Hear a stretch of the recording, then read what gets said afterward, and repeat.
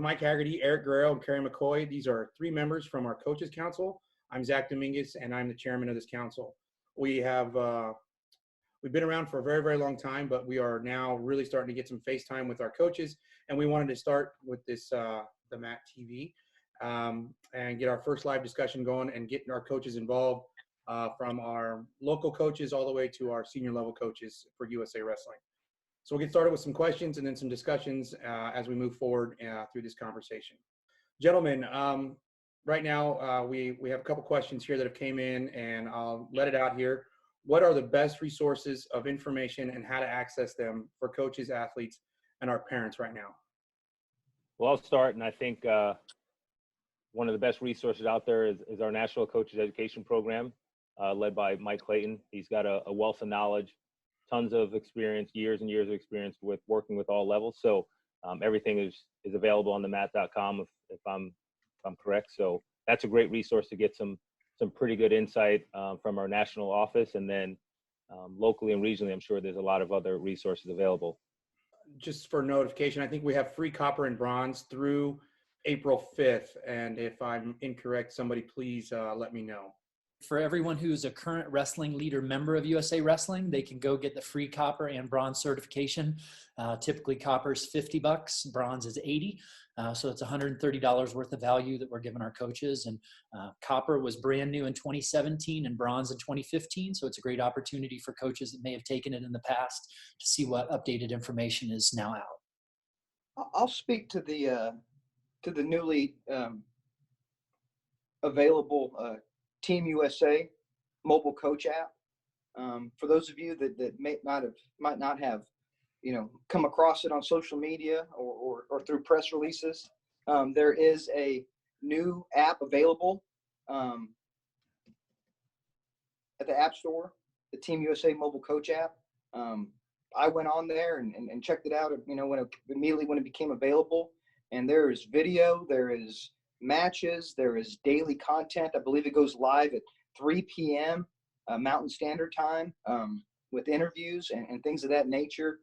There's COVID-19 updates from our health council of three health experts. And, there's an updated list of what's postponed and maybe even what's canceled. That way people don't, coaches, athletes, parents don't have to wonder or guess. There's an updated list on events, and I just think that right now in this time, staying really connected through that app is helpful for me, and so I can imagine it'd be helpful for everybody. So please check it out. I would also add in local coaches. Most of the coaches are trying to stay informed. I've received a lot of correspondence from coaches in the area that are asking for updates, and so we're trying to get that information in the hands of the local coaches as well as the state coaching directors. I know Mike Clayton works diligently in trying to get that information distributed. And so it's just the fact that right now everything is kind of channeled through different mediums on the internet, whether it's the mat.com, the USA mobile app, et cetera. So as people become more and more informed of these different avenues, I would just stay tuned to your local coaches and state coaching directors as well. Excellent. Thank you for that, Mike. All right. Next question. How do we get athletes and coaches to stay motivated? What are some tips or tricks or ideas that you've been in your long, vast experiences of coaching that you guys tucked away and you use with your athletes that you could share with every athlete and coach out there? I would say the first thing is everybody's a little bit different, so there's not necessarily a one size fits all. From my experience, the biggest thing to focus on is, as coaches, we talk about all the time, control the controllables. So if we focus on things that we can't control, that never helps no matter what the circumstances are. So focus on things you can control, focus on your mental preparation, focus on what type of physical things you can do safely under the direction of your local medical authorities. But really focus on things that you can control, and the things you can't control, there's nothing you can do about it. So really focus on keeping your mindset straight, keeping the people around you that are been trusted advisors in the past and listen to that, and just really focus on what you can control. Zach, one of the things I would throw in is that, motivation just doesn't come to us. Obviously, you're not going to wake up one morning and all of a sudden motivation is going to strike you to get out and start training. that it takes some preparation and some planning, and that during each day, each week, that we are continually working on a plan so that we have our day scripted out, so that from maybe I set my alarm at 7 o'clock and I know that at 7:30 I'm going to be down on the spin bike. Don't leave it up to whether you feel motivated on that particular day. I think it's incredibly important that schedules are kept at this point in time, and probably even be more diligent. This can create some really bad habits, sitting at home, not having a plan, not having some direction. So each day, there's some time that's allowed for your training, some time allowed for your nutrition. This is when I'm going to eat, and not just leave it up to chance that I feel a little hungry today, I'm going to eat at 10 o'clock in the morning. Stick with your schedules, or build even tighter schedules around the fact that there's a lot of things happening right now in this world. And if you get distracted, training and other things can really fall off. I'll kind of come at it from a similar but different angle, more from a parenting side. We are the National Wrestling Coaches Council, and we do represent the second largest body in all of wrestling, the coaches. But within that demographic are a large amount of parents, whether it be mothers or fathers.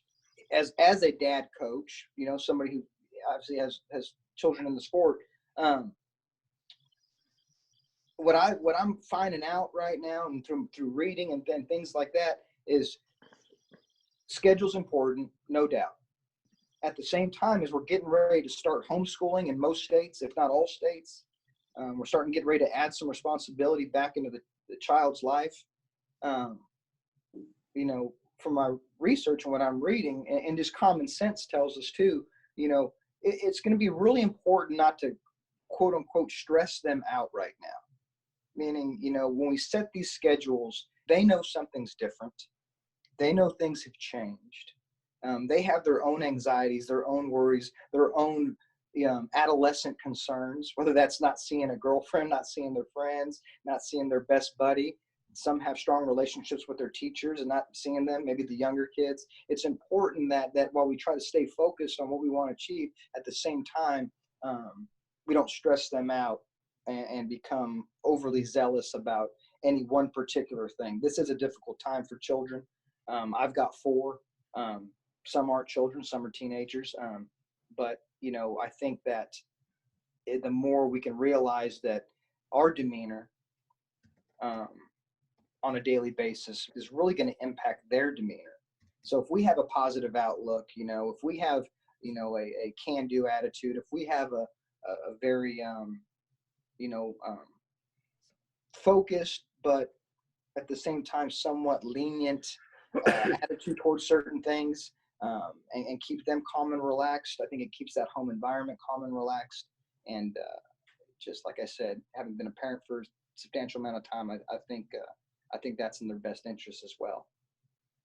Yeah, absolutely. I have 4 girls at home. They keep me busy. Now I have 4 school schedules and 3 routine schedules that I got to keep up. So keeping them calm and in place, and feeling like it's norm, as the new norm is now the normal, definitely helps them stay stress-free. So I 100% agree with everything that we're saying. Coach Hagerty, you actually said something there that I find very interesting, because now that you said it, I realize that I'm doing it with my kids. So now I got to go fix it.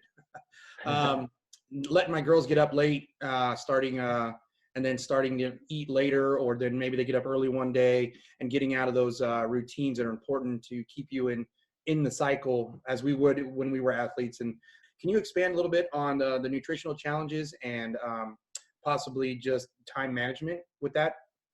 Yeah, I really liked what Eric said. I think it's a great idea to be somewhat flexible inside those structures and inside of those schedules. Please understand that I'm not here to tell everybody that you need to be up at 6 o'clock or you need to be up at 5 a.m. But at the same time, if you do plan to sleep late one day, it's sort of to be expected that this is how the day is going to be played out, and you sort of build that into your weekly routine. It's not an unexpected event. It's more of an anticipated event. And in that regards, in regards to nutrition, guys, for so many different reasons, I feel like nutrition should be emphasized at this point in time. we do have control over what we put into our body. And I think from a coaching perspective, the message has always been that, you know, an athlete works hard, they just simply burn it off. And I've always been of the mindset that that's exactly the opposite, that if you're a finely tuned engine, you need to put even better gas and fuel into the engine. And when it comes to athletes, that old idea that you just burn it off, it just doesn't hold water. And so frankly, when you look at it, the thing about it is if you leave it up to what we would consider to be just motivation or willpower, that there's food in the house, there's some crappy food in the house in the cabinets, you're going to eat it, you know, especially when you become really, really hungry and you don't have a meal planned for another 2 or 3 hours. If there's crappy food around the house, willpower isn't going to work most of the time. And so I think we really have to just look around the house and maybe the first step is to kind of declutter, get rid of some of the foods that are not nutritionally sound, and knowing that, you know, high sugar products and hydrogenated oils and things like that are really detrimental to an athlete's training. Get them out of the house, you know, and provide more healthy foods that during the day that athletes would be able to, anybody could survive on. So I think it holds true for parents, it holds true for coaches, it holds true for athletes. And then as far as scheduling goes, I certainly believe that the thing is that plan ahead. You know, there's some meal prep that's going on at the beginning of the week. You know, we have a meal delivery service that brings the food to our house 3 times a week. We put it together, 3 meals a week. And we always have leftovers. We get it through a company that's all organic. I know not everybody lives that lifestyle, but at the same time, even when you shop, you know, you're planning ahead, you have a list, you go to the store, you get the foods that, you know, you're going to be using for the meals for that week. And then make that effort to plan ahead. Preparation is really, really important when it comes to nutrition. And I think that's probably one of the most overlooked things when it comes to nutrition is what the preparation is. Where do you shop? What part of the store do you go to? All of those things when you first walk in. So in my opinion, you know, without getting into a nutrition lesson or go too deep into this rabbit hole, big thing is preparation and make sure that you're playing the game, and you kind of maybe even read up on some things as a coach if you're not really well adversed in the area, so that you can use that and share it with your athletes in your local clubs as you're communicating. What foods do you guys have at home that you eat that would be what you would consider healthy? Not, again, you don't have to go into the back of the nutrition bar by any means, but what is it that you guys try to stay up to pace with to make yourself feel better about the food you're eating? My 2 things that I would eliminate in the household would be sugar products and flour, okay, typical flours, grain flours, and hydrogenated oil products. They have such an adverse effect on the body when it comes to inflammation factors, soreness, fatigue, mental, you know, the brain fog, etc. So I would eliminate those across the board. And then from there, I would load up on the healthy fats and vegetables and, you know, some certain meats, especially the ones that are high in omega-3s, etc. The rest of it, as far as I'm concerned, you can get rid of. I'm not a nutrition major by any means. And, you know, I definitely, being a heavyweight, you know, I was aware of my intake, but probably not as you know, directed with it as some of the other people. But right now, you know, I really focus on fruits and vegetables, you know, keeping fluids up, not drinking high sugar drinks, you know, drinking water if you can. I've actually the last couple of months, I've gotten pretty good with seltzer water. We got one of those machines that you can put the bubbles in it, so it feels like you're drinking soda, but there's no sugar added to it, or you can put a little lemon juice in there. So, but just drinking water, fruits and vegetables, and you know, keeping those things pretty simple. Just general overall health, making sure you're eating the right things, and you know, making sure you're not getting into a habit like Coach Hag said, where you're just eating something that's quick and easy because it's laying around. You know, be disciplined to make the right choice of what you put in your body. Oh, I don't have a whole lot to add. Sounds pretty good to me. We just try to cook most of our food, meaning, you know, if we're going to eat something, prepared it, you know, not that we haven't stopped by, you know, store and grab something, a Panera or something. But we're trying to just prepare, the overwhelming majority of our food.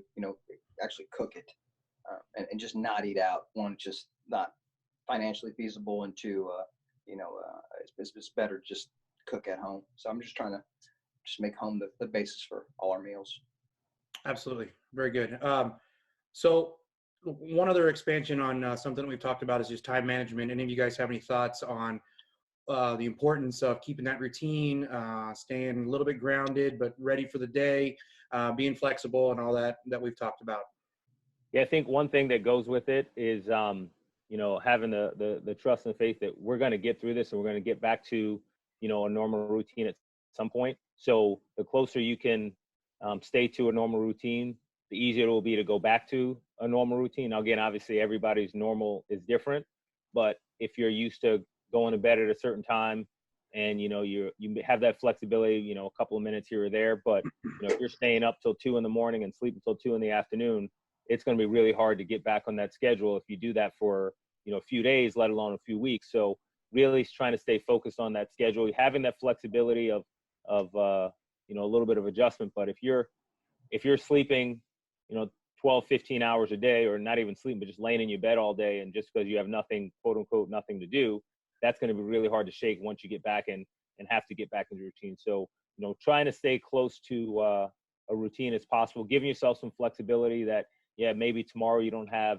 anything to do until the afternoon. Maybe it's a training session that's a little bit later. You're going to work out a little bit, like Coach Hag said, you plan for it, but don't have sweeping changes into your routines, because it's going to be very difficult to get back to it once we're ready to move forward to back to some sense of normalcy.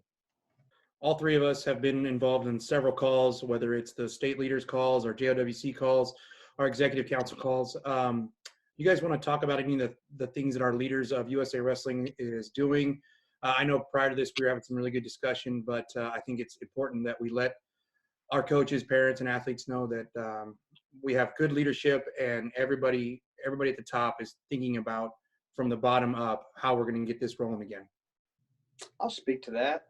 I think first and foremost, one of the things that I feel like needs to be applauded from our leadership at USA Wrestling is the prudence that's going into each and every decision.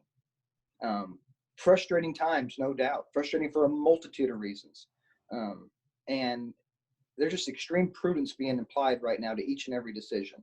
And I think that's really displayed in this COVID-19 this COVID-19 council that USA Wrestling's put together with really three of the top experts that I'm aware of, between Tom Price, John Bardis, and Dr. Bertie Feldman.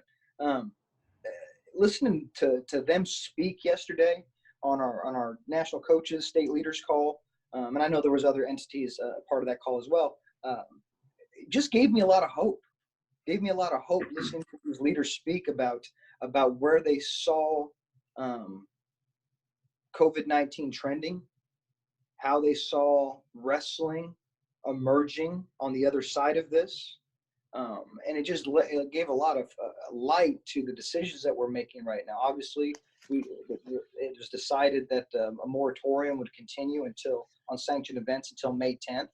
And that sounded like the right call. I mean, just after everything we heard from these experts, it sounded like the right call. And I know I personally appreciated that information. That information hopefully gets disseminated back to the local level, as was discussed. That's where we believe wrestling will regenerate when we get back and open, is at the local level, and then trickle up.